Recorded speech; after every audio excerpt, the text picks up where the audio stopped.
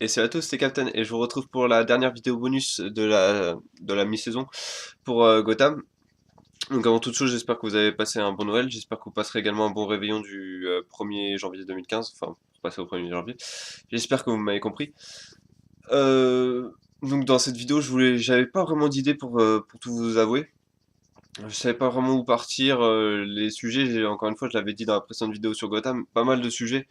L'univers est pas assez développé pour l'instant pour vraiment justement développer un énorme sujet, des grosses théories. Donc je vais me contenter de questions basiques et générales sur la série et essayer d'y répondre. Je vais me poser des questions et y répondre, c'est très original, très intelligent également. Mais n'hésitez pas à me dire dans les commentaires ce que vous pensez des questions et n'hésitez pas à y répondre parce que c'est une réponse subjective que je vais apporter, donc c'est mon avis. Donc vous avez le droit et je vous encourage même à pas forcément être d'accord avec moi. C'est comme ça qu'on peut faire avancer les discussions. Donc la première question c'est que je me posais, c'est combien de temps la série peut-elle durer?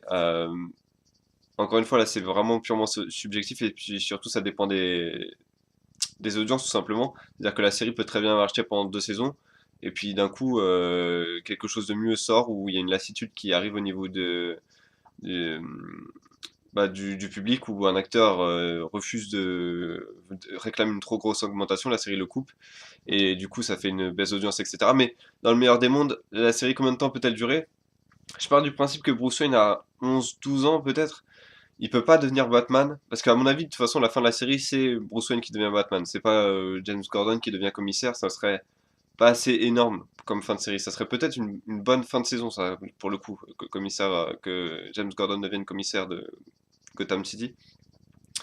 Mais pour moi, la série doit finir sur un gros bouquet, doit finir sur Bruce Wayne qui met le costume de Batman pour la première fois, ou à la grande limite qui part s'entraîner pour la Ligue des Assassins. Les fans comprendraient, mais le grand public ne connaîtrait pas, donc en fait, je suis pas sûr que ce soit une bonne idée, donc je pense que la série doit finir avec Batman qui met le costume.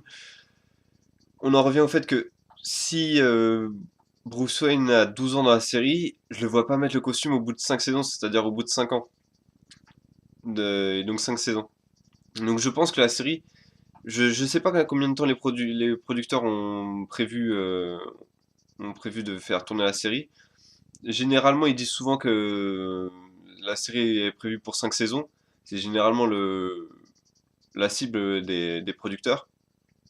La cible, par exemple, d'Arrow, c'était ça. Euh, le truc, c'est que 5 saisons, ça me paraît un peu court, mais en même temps, ça paraît tellement long vu d'ici. C'est-à-dire que vous imaginez 23 épisodes par saison où c'est que de la préquelle, où il se passe rien, il n'y a pas de trucs super héroïques, on voit juste des enquêtes policières.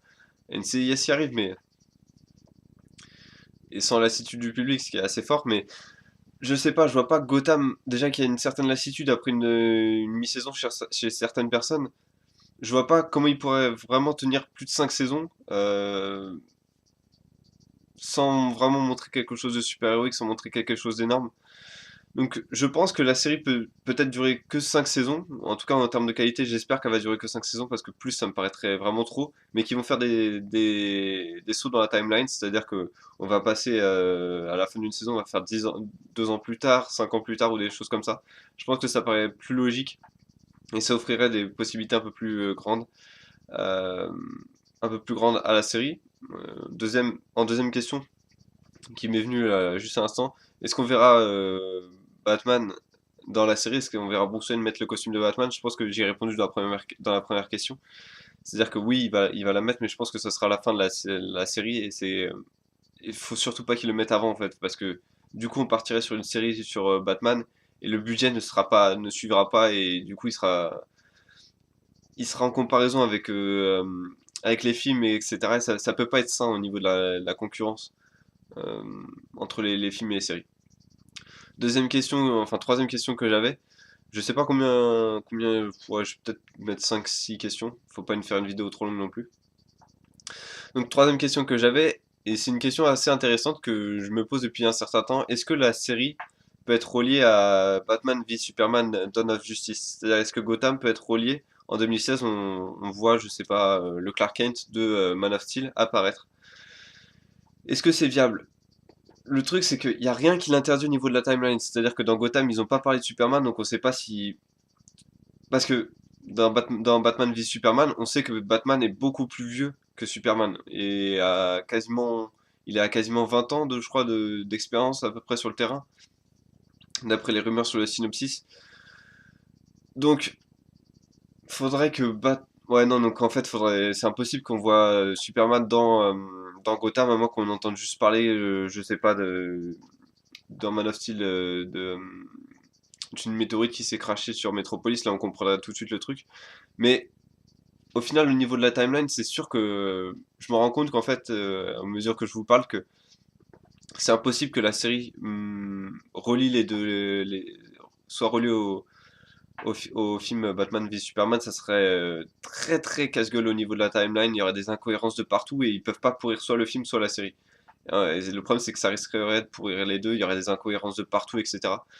De plus, je comprendrais, enfin, moi et le public comprendrait pas forcément pourquoi Arrow, Flash et par exemple Constantine et les futures séries de DC sont dans un univers séparé. Et Gotham, comme par hasard, est dans le même univers que les films. Ça serait un peu, ça serait pas terrible et ça rendrait pas, comment dire, ça rendrait pas hommage à des séries qui ont un niveau pour l'instant plus élevé que Gotham. Je pense à The Flash et Constantine et Arrow dans la première saison et demie, on va dire. Quatrième question.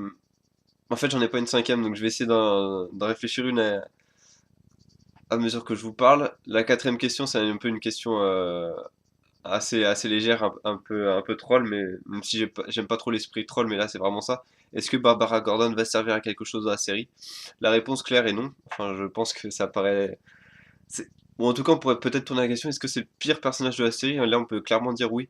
C'est-à-dire que c'est vraiment un personnage qui sert à... Je comprends pas le processus de création de ce personnage. C'est-à-dire, quand ils ont écrit le personnage, les scénaristes, ils ont dû se dire, mais en fait, je sais pas comment c'est possible, quoi. Ils ont dû se dire, en fait, on va faire un personnage qui est un peu, qui a pas beaucoup de répliques. Quand on la voit, elle pleure, elle est pas contente parce que James Gordon est policier, du coup, il s'occupe pas beaucoup d'elle. C'est le genre de truc, c'est impossible quand vous êtes scénariste de se dire, là, j'ai vraiment fait un bon personnage. À moins qu'ils aient prévu un truc sur la grandeur de la série, c'est-à-dire sur 5 saisons, mais c'est extrêmement casse-gueule, encore une fois. Et ce personnage, il est pas attachant du tout, il est putassier avec James Gordon, c'est-à-dire, elle lui dit d'un épisode je serai toujours avec toi, l'épisode d'après elle s'en va avec son ancienne conquête. Et puis en plus elle se barre, James Gordon l'envoie hors de Gotham pour la protéger, elle y revient pour et en plus en allant justement juste dans les bras de la mafia en disant c'est pas, ne lui faites pas de mal, ne lui faites pas mal. Ce personnage est complètement stupide. Est-ce que ce personnage va-t-il mourir dans la série? Voilà ma cinquième question. Oui, oui, clairement. Qu'elle mette au monde Barbara Gordon, la future Batgirl, et que du coup il y ait un gros plot, un gros twist au niveau du scénario, et que ce soit pas le Joker, mais je sais pas, une autre personne qui frappe à la porte et qui lui tire dans le bide pour la paralyser.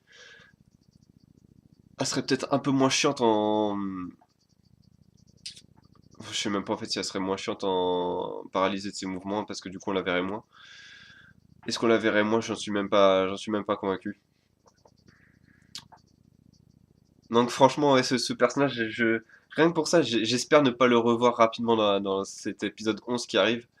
euh, Parce que c'est le point faible de la série. Au niveau des personnages, c'est clairement le point faible de la série. Tous les autres personnages, à part Fish Money, qui m'intéressent pas tellement, sont assez bien, ont un portrait logique, sont assez attachants d'une certaine manière. Mais ce personnage-là, j'y arrive vraiment pas. Et je pense que rien n'est fait pour qu'on s'accroche à ce personnage en fait. Et dans un certain sens, c'est fort parce que je pense qu'il fait l'unanimité contre lui, ce personnage-là de Barbara Gordon. Mais je pense, en tout cas, j'espère que c'était pas l'objectif des scénaristes parce que sinon ça pue quoi. Vraiment faire un personnage pour qu'il soit détesté, je vois pas l'intérêt. Voilà, bah écoutez, c'est vraiment tout ce que je voulais dire pour cet épisode, cette vidéo bonus, pardon. Je vous donne rendez-vous la semaine prochaine pour la review de l'épisode 11. J'ai vraiment hâte que la série reprenne.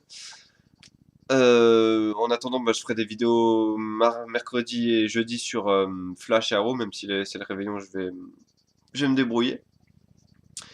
Je vous remercie d'avoir regardé cette vidéo. Je vous donne rendez-vous donc la semaine prochaine pour la critique. Et puis c'est dans la suite, dans le courant de la semaine, donc mercredi, jeudi et samedi pour de prochaines vidéos. À bientôt.